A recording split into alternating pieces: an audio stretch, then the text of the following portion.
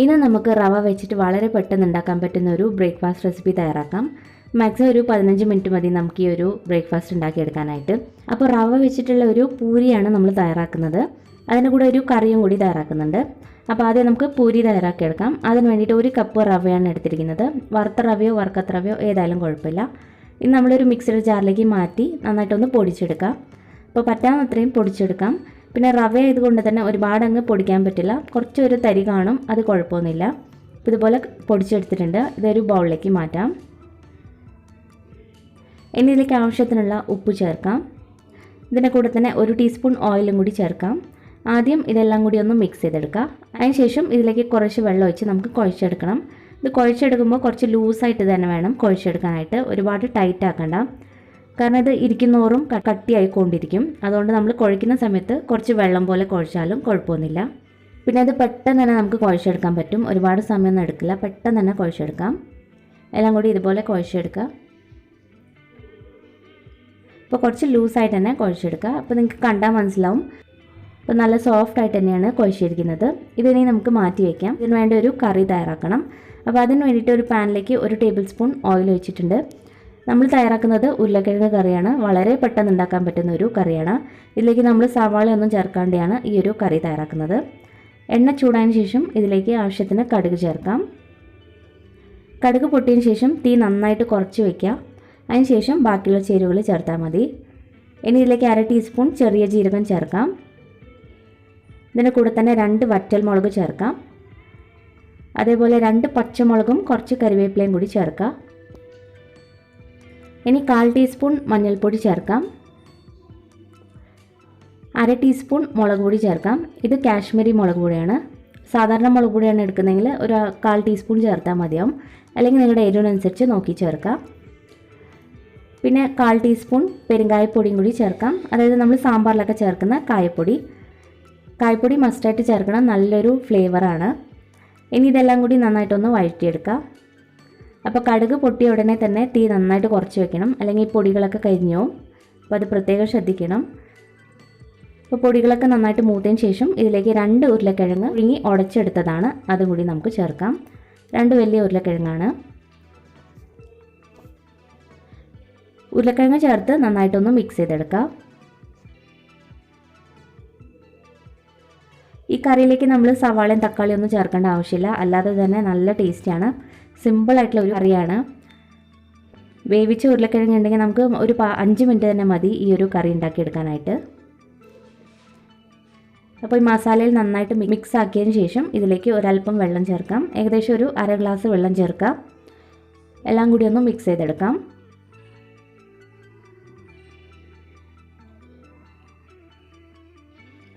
ഇതിലേക്ക് green peas ഉണ്ടെങ്കിൽ green പീസും കൂടി നമുക്ക് ഈ സമയത്ത് തന്നെ ചേർക്കാവുന്നതാണ്. ഉരുളക്കിഴങ്ങ് പതുക്കെ ഒന്ന് ഉടച്ചു കൊടുക്കുക. ഇനി നമുക്ക് ചാറ് കുറച്ചും കൂടി വേണമെങ്കിൽ അതിനനുസരിച്ച് വെള്ളം ചേർക്കാവുന്നതാണ്. ആദ്യം ഉരുളക്കിഴങ്ങ് നന്നായിട്ട് ഉടച്ചതിന് ശേഷം കുറച്ചും കൂടി വെള്ളം ഒഴിക്കാം.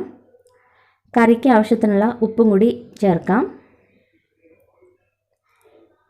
ഇനി ഇതൊന്ന് തിളയ്ക്കണം. കറി ഒന്ന് തിളച്ചതിന് ശേഷം നമുക്കിതിലേക്ക് 1/2 ടീസ്പൂൺ ഗരം മസാല പൊടിയും കൂടി ചേർത്തൊന്ന് മിക്സ് ചെയ്തെടുക്കാം.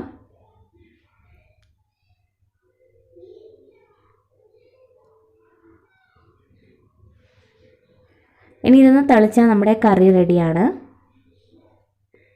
അപ്പോൾ നിങ്ങൾക്ക് കുറച്ചും കൂടി ചാറ് വേണമെങ്കിൽ അതിനനുസരിച്ച് വെള്ളം ചേർക്കാം. ഞാനിപ്പോൾ ഈ ഒരു കൺസിസ്റ്റൻസിയിലാണ് ആക്കുന്നത്. അപ്പോൾ കറി ഇവിടെ റെഡി ആയിട്ടുണ്ട്. അവസാനമായിട്ട് കുറച്ച് മല്ലിയിലയും കൂടി ചേർക്കാം. മല്ലിയില ഉണ്ടെങ്കിൽ ചേർക്കാം, അല്ലെങ്കിൽ കുഴപ്പമൊന്നുമില്ല.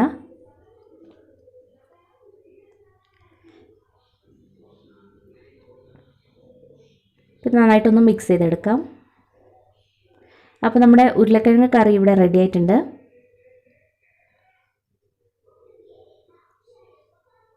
ഇതിനി നമുക്ക് മാറ്റി വയ്ക്കാം. ഈ സമയം കൊണ്ട് നമ്മൾ കുഴച്ച് വെച്ചിരിക്കുന്ന മാവ് കുറച്ചും കൂടി ഒന്ന് ടൈറ്റ് ആയിട്ടുണ്ടാവും. അപ്പോൾ അതുകൊണ്ടാണ് നമ്മൾ നേരത്തെ തന്നെ കുറച്ച് ലൂസാക്കി കുഴയ്ക്കണമെന്ന് പറയുന്നത്. ഇനി ഇത് നമ്മൾ സാധാരണ പൂരിക്കൊക്കെ എടുക്കുന്ന പോലെ തന്നെ ചെറിയ ബോൾസ് ആക്കി എടുക്കാം. നല്ല സോഫ്റ്റ് ആയിട്ടാണ് ഈ മാവ് ഇപ്പോൾ ഉള്ളത്. ഇനി നമുക്കിത് ഓരോന്നും പരത്തിയെടുക്കാം. കുറച്ച് ഗോതമ്പ് പൊടി വിതറിയതിന് ശേഷം നമ്മൾ സാധാരണ പൂരിക്കൊക്കെ പരത്തുന്ന രീതിയിൽ തന്നെ പരത്തിയെടുക്കാം. ഒരുപാട് കനം കുറയ്ക്കേണ്ട, അതേസമയം ഒരുപാട് കട്ടിയിൽ വെക്കണ്ട. ഈ ഒരു തിക്നെസ്സിലാക്കിയെടുത്താൽ മതി. പിന്നെ നിങ്ങൾക്ക് നല്ല റൗണ്ട് ഷേപ്പ് വേണമെങ്കിൽ ഏതെങ്കിലും ഒരു അടപ്പ് വെച്ച് നല്ലൊരു റൗണ്ട് ഷേപ്പിലാക്കിയെടുക്കാവുന്നതാണ്. ഇതൊട്ടും തന്നെ ഒട്ടിപ്പിടിക്കുകയൊന്നുമില്ല. അപ്പോൾ ഓരോന്നും ഇതേ രീതിയിൽ തന്നെ പരത്തിയെടുക്കാം. ഇനി നമുക്കിത് എണ്ണയിലിട്ട് വറുത്തെടുക്കാം. നമ്മൾ വറുത്തെടുക്കുമ്പോൾ എണ്ണ നല്ലതുപോലെ ചൂടായിരിക്കണം, എന്നാലേ ഇത് നന്നായിട്ട് പൊങ്ങി വരുള്ളൂ. അപ്പോൾ എണ്ണ നല്ലതുപോലെ ചൂടായതിന് ശേഷം ഓരോന്നും ഇട്ടുകൊടുക്കാം.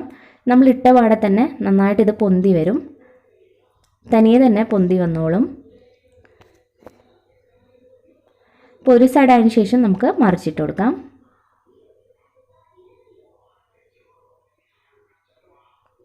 ഇത് നല്ല ക്രിസ്പി ആയിരിക്കും, അതേസമയം നല്ല സോഫ്റ്റും ആണ് ഈ ഒരു പൂരി. ഇപ്പോൾ രണ്ട് സൈഡും നന്നായിട്ട് തന്നെ ആയിട്ടുണ്ട്. നമുക്ക് എണ്ണയിൽ നിന്നും മാറ്റാം. ഇപ്പോൾ ബാക്കിയുള്ളതും ഇതേ രീതിയിൽ തന്നെ നമുക്ക് വറുത്തെടുക്കാം. ഓരോ പൂരിയും ഇതേപോലെ തന്നെ നന്നായിട്ട് തന്നെ പൊന്തി വന്നോളും.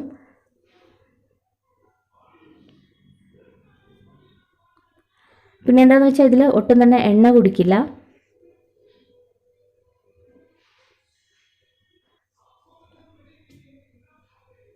അപ്പോൾ ഇത്രയേ ഉള്ളൂ, നമ്മുടെ സിമ്പിളായിട്ടുള്ള ബ്രേക്ക്ഫാസ്റ്റ് ഇവിടെ റെഡി ആയിട്ടുണ്ട്. പെട്ടെന്ന് ഉണ്ടാക്കിയെടുക്കാൻ പറ്റുന്ന ഒരു റെസിപ്പിയാണ്. ഉരുളക്കിഴങ്ങ് നമ്മൾ ആദ്യം തന്നെ വേവിച്ച് വെച്ചാൽ ഒരു 15 മിനിറ്റ് മതി ഈ ഒരു റെസിപ്പി ഉണ്ടാക്കിയെടുക്കാനായിട്ട്. സിമ്പിളാണ്, നല്ല ടേസ്റ്റുമാണ്. അതുപോലെ ഈ പൂരി ഇങ്ങനെ തന്നെ പൊങ്ങി തന്നെ ഇരിക്കും, തണുത്താലും ഇങ്ങനെ തന്നെ ഇരിക്കും. നമ്മളിത് ചൂടോട് കൂടി തന്നെ കഴിക്കുന്നതായിരിക്കും നല്ലത്. ഇത് പുറമേ നല്ല ക്രിസ്പിയാണ്, അതുപോലെ അകത്ത് നല്ല സോഫ്റ്റും ആയിരിക്കും.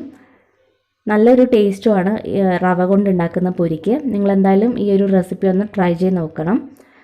അപ്പോൾ ഇത് ജസ്റ്റ് ഒന്ന് ഞാൻ പൊളിച്ച് കാണിച്ചു തരാം. കണ്ടില്ല, നല്ല സോഫ്റ്റാണ്. അപ്പോൾ ഉറപ്പായിട്ടും ഈ ഒരു റെസിപ്പി ട്രൈ ചെയ്ത് നോക്കാം. ട്രൈ ചെയ്തിട്ട് നിങ്ങളുടെ അഭിപ്രായങ്ങളൊക്കെ അറിയിക്കണം. അതുപോലെ നിങ്ങൾ ഈ വീഡിയോ ആദ്യമായിട്ടാണ് കാണുന്നതെങ്കിൽ ഇഷ്ടപ്പെടുകയാണെങ്കിൽ ചാനൽ സബ്സ്ക്രൈബ് ചെയ്യാനും മറക്കരുത്. താങ്ക്